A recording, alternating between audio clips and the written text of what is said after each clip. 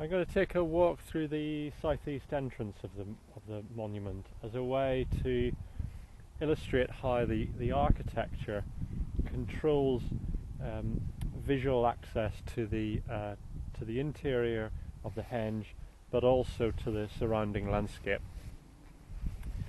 At the moment we're standing well beyond the entrance next to the bank, and it's not possible to see inside any of the interior, nor to get any particular good view of the landscape northwards. Our view is entirely dominated by the land to the south. But if I walk around the bank and make my way to the southeast entrance,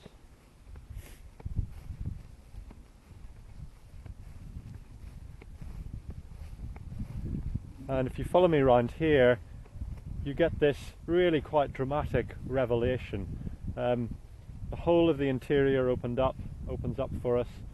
as does this magnificent kind of panorama of the limestone, the White Peak to the north. Bear in mind, though, that in the 3rd millennium BC, the likelihood is that all or most of these stones stood upright, and that would have in effect created a screen through which you would only really have caught glimpses of the interior, even here as we're moving through the entrance. As we pass through those stones and past the screen, we have a really clear access to the central platform of the henge. You'll notice, though, these two large stones sitting on the ground here around the interior, and these seem to have stood upright and formed in effect a kind of screen or stage in the interior, and that adds a further nested space within the monument, so that even once you've reached the interior through that outer screen of stones, there's still a further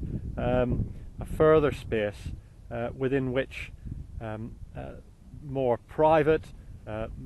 more esoteric ritual ceremonies could have taken place. And indeed, to have a proper view of those, you would have had to be standing in the right location within the interior and be close enough in order to both see and hear the rites that were being undertaken. As we move away from the cove and towards the northwest, back towards the edge of the stone circle, we continue to get this framed and impressive panorama of the distant landscape. The henge behind us forms a sloping platform, and again we can see much of the interior.